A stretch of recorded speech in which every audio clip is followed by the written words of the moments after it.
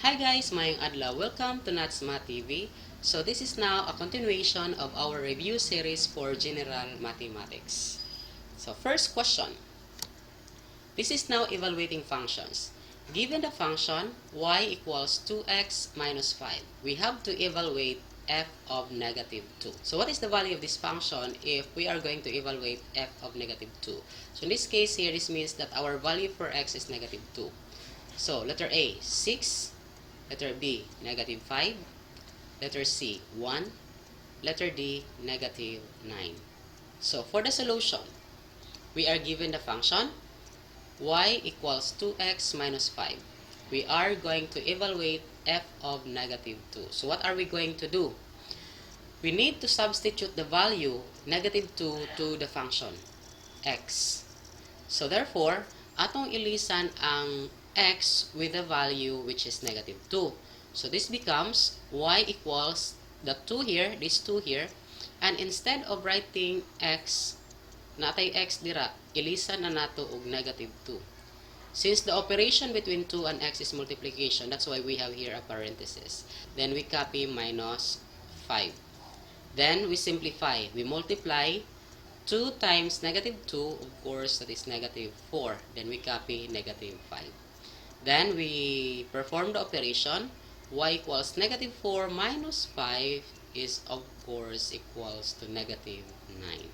So therefore, our correct answer is letter D. Next, given the graph at the side, evaluate f of 1. In this case, we are given the graph and we are going to evaluate f of 1. So meaning, what should be the value of y if our x is 1? So letter A, 3. Letter B, 2. Letter C, negative 3. Letter D, negative 2. So how do we evaluate given the graph? So we just simply find the value of x here. Since our x is 1, so we look at the value, tanaw nimo ang value sa 1 since that is positive 1. So here is our positive 1. So tanaw nimo kung asa ni cross ang imong graph sa y. So this is our graph. This is our graph. Then it crosses at this point here. So unsay pares niya, which is negative 3. Ang iyang pares is negative 3. So this is our 1. This is our 1. Mao ni atong 1 atong f of 1. So ang iyang pares nga y is negative 3. This is our point. Ni cross siya ani nga point. So the y is negative 3. So therefore, our correct answer is letter C, negative 3. That is how to evaluate a function given a graph. Next, given the function f of x equals x over negative 3x plus 1, we are going to identify f of a minus 1. So this time we have here a minus 1. So letter A, we have f of x equals a minus 4 over negative 3a plus 1. Letter B, f of x equals 4 over negative 3a. Letter C, f of x equals a minus 1 over negative 3a plus 4. And letter D, f of x equals negative 10. So for the solution, again, we go back to our given.